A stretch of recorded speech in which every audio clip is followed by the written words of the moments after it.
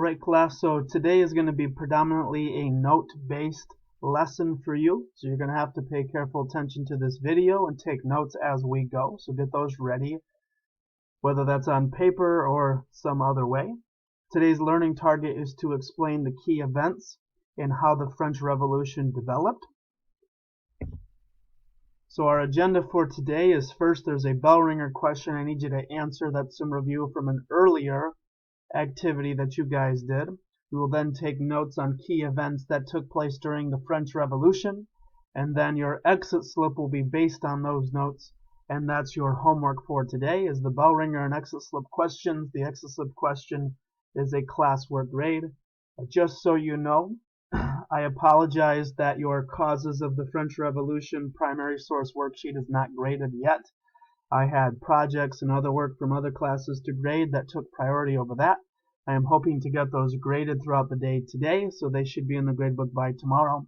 I usually try to get things graded the same day that you turn it in, or by the next day. This one's just going to take one day longer, so I apologize for that. So first thing I'd like you to do is answer this bell ringer question. I asked you guys to read an article from History.com that compared and contrasted the American and French revolutions, and I asked you to take notes on that. Now I would like you to answer this question by describing two similarities and two differences between those two revolutions. Please give clear, specific responses there, and please don't just give me no-brainer, no-duh answers. For example, if you say that one was in America and one was in France, that is an insult to yourself. Of course, we know that's a difference. You can give me better quality answers than that.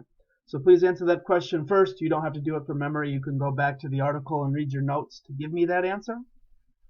What we are going to do is take notes on some of the key events that took place in the French Revolution. French Revolution is a big deal, but we don't have a lot of time to get through it because we have other revolutions in other parts of the world that we need to get to the next week and a half or so. So we're just going to kind of go hyperspeed here and go through a Prezi review. I will post this Prezi on Google Classroom for you as well, in case you need to do any extra review or go back and just see what I've said and follow along. So first, there are three primary causes of the French Revolution. Hopefully you recognize these in yesterday's worksheet. One is the spread of Enlightenment ideas. These specifically came from French Enlightenment thinkers, so not so much the John Locke, Thomas Hobbes, but more the Voltaire, Jean-Jacques Rousseau, Montesquieu, because this is the French Revolution. Their thinkers, of course, will have more influence. Also, the American Revolution helped set the table for the French Revolution, and the idea of the Enlightenment being lived out in the American Revolution is going to set an example for the French to follow in their revolution. Second, there are going to be political and social tensions between different social classes in France, the first, third, second, and third estates, specifically the poor treatment of the third estate, which was the lower class citizens and the majority of the French population. They're going to eventually get sick of that treatment and their inequality, and they will start a revolution from it. Also, third, economic troubles, both with a shortage of food. There happened to be a famine going on at this time in France, and extremely high taxes that people couldn't afford. So the combination of these three things caused the French Revolution.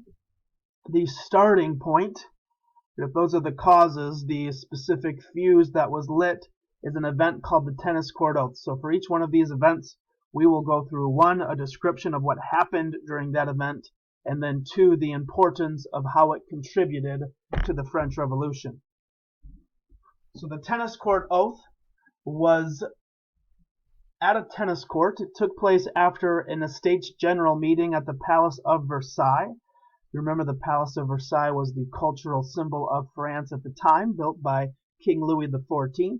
So these meetings were between the first, second, and third estates to settle various issues. However, the third estate would always get outvoted, despite the fact that they were the majority of France, because each estate got only one vote.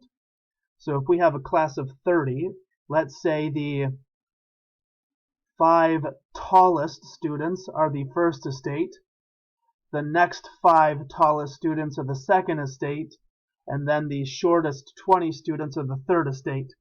Each one of those three groups gets one vote. So if the first and second estates both vote yes, that's a total of 10 out of 30 students. And if the 20 student group votes no, it's 2-1, and the 20 loses to the 10, even though they're outnumbered. So when this keeps happening to the third estate, they get sick of it. So what they do is they meet at a tennis court. They thought they were going to get disbanded and removed as a group, the third estate, for these meetings, and they vowed to stay until King Louis decided to create a written constitution for them. I realize this is a typo. This is not the same King Louis, the Sun King from a previous unit. This is King Louis the 16th. We switch the I and the V, so it's not the 14th or the 16th. And eventually he gives in and recognizes that this group of people deserves their rights too. And this is just the first time, the importance of it, that the peasants, the low class, organize and start standing up for their rights against the first estate and the king. This is going to start tensions and will continue to rise between most of France and the king, because most of France is part of the third estate. It just shows some of the unity and strength that the third estate is trying to get, and that will keep building moving forward. Second event is the storming of the Bastille. The Bastille used to be an old fortress, so it was used in war as a military fortress, but it had since been converted to becoming a prison. This is a place where people would be thrown in jail as a prison. Royal soldiers threatened to take over the capital, and they were demanding that the Bastille, this old military fortress, gave over their weapons and guns so they could storm the capital, overthrow the king. The commander of the Bastille refused to give them any of those weapons and ammunition. This is the person in charge of this prison. And somebody let out a gunshot. Shots were fired. And as a result, a battle begins. A mob breaks loose. They force themselves into the Bastille to take the weapons and the ammunition. And this is like the Boston Massacre of the French Revolution, the first violence that we see here that's going to eventually lead to war. So the importance is the Bastille, the building itself, becomes a revolutionary symbol for those who want revolution in France. It demonstrates the military and physical power of the Third Estate. Not only can they group together, but they do pose a real threat against the royal people of France.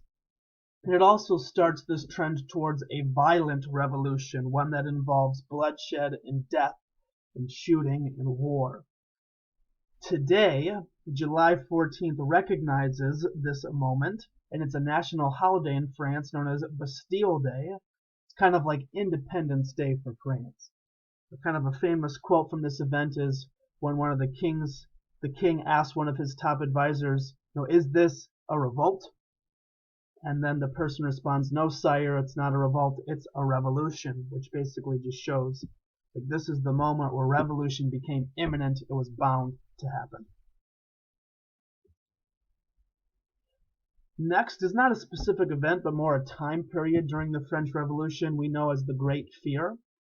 The Great Fear is taking place when times are getting very desperate, and when things get desperate, rumors start to happen and conspiracies. Just think of what's happening in our country right now with this COVID-19 pandemic. All of the fake news and random information that's fake, the conspiracies over how this started, where it started, what's going on. This is what happens when countries deal with crisis. So what happens is people in the countryside, the rural areas on farms, are convinced that the government is stealing their crops. And not just the government, but specifically the nobles, the top class citizens.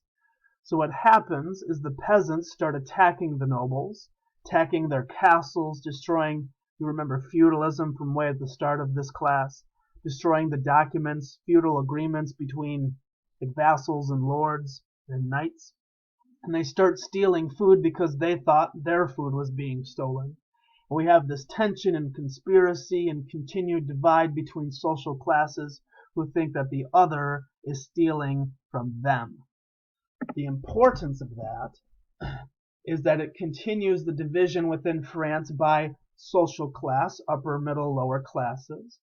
It's going to be the nobility in government against the peasants, and the peasants are now becoming convinced that the government is abusive, it's tyrannical, and the revolution continues to get more violent as these attacks continue to spread, not just in the capital or in Versailles, but now all over France and the countryside too.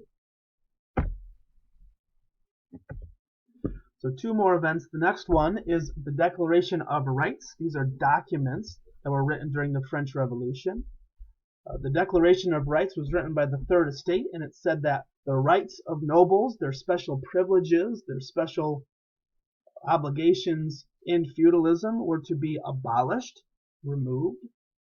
The National Assembly, which remember is the first revolutionary government in France, writes this Declaration of the Rights of Man, which is the first step towards an official written constitution for France. This document specifically demonstrates Enlightenment ideals like natural rights, social contract. Their natural rights are different than John Locke, which is life, liberty, and property. They're different than Thomas Jefferson, which is life, liberty, and the pursuit of happiness. Instead, their natural rights will be liberty, equality, and fraternity. So this is influenced by John Locke, but not exactly the same. And this liberty, equality, fraternity will be the rally cry of the Third Estate during the French Revolution. The rally cry of the patriots, the revolutionaries. Later on, which sadly happens to always be the case in history, the document only talked about the rights of man, not women. So later on, French lady Olympe de Gouges wrote her version of the Declaration of Rights, but not for man, but for women, which basically stated that all of these rights listed here don't just apply to men, but they apply to women too. But this wasn't going to be created until later in the French Revolution, during a time period called the Reign of Terror, that we'll learn more about later this week. So the importance of this is it makes everything official. It's written down on paper so everyone can see it and know it. This is what the revolution stands for and the ideas that they are behind. It slowly shows that King Louis XVI is letting go of his power, creates this rally cry, liberty, equality, and fraternity, and it's going to increase participation in the revolution, specifically as Olympe de Gouges writes the women's version of this, and women start to get much more actively involved, as we're going to see here. So the Women's March was kind of the last straw for King Louis XVI. This will lead to his ultimate demise. What happened was, don't need to know the date, but thousands of women in October of 1789 marched to the Palace of Versailles, which is where the king was at. And these women marched together as a protest demanding two things. One, they demand food. Remember, there is a famine and a food shortage, and they specifically demand bread. And they demand an in-person meeting with the king to share and air out their grievances and come to a conclusion where their rights will be protected. Part of the reason this was a problem was because the king's wife, Queen Marie Antoinette, was known for bragging about how luxurious her life was. She's out here eating cake and living this life of luxury while everybody else is starving and suffering to the point of death. So they become even more kind of targeted, the king and queen, as this becomes more public to the people. With these thousands of people marching on his palace, the king reluctantly agrees to this meeting.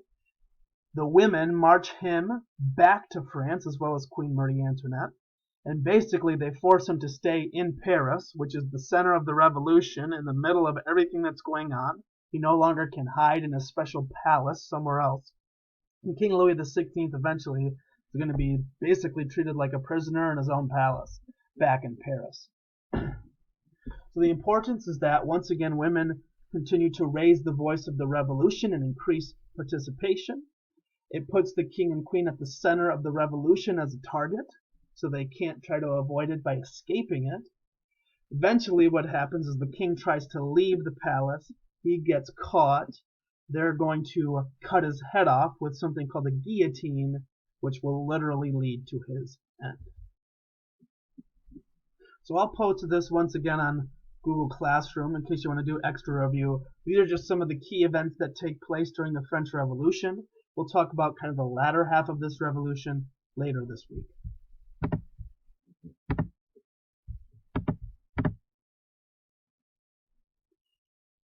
So make sure you have those notes. Make sure you've answered the bell ringer question. What you need to do for your work today is fill out this exit slip. There's 3 questions. They are required. This is a class work grade based on making sure you have them done and done well. So first question is, of all these things that happened in the French Revolution, which one do you think is the most important to know about? We talk about all these different events. Explain like which part of that is the most important, and please try to be specific. Second, what part of the French Revolution was new that you found to be the most interesting? Once again, be specific. And then lastly, you need to ask at least one question, whether that's something that's unclear and confusing or something you're curious and would like to know more about. Feel free to ask multiple questions if your heart so desires, but you only need to ask one. So have that done by 3 p.m. today. I will try to answer those questions before tomorrow, or at least at some point tomorrow, and I will talk to you more then.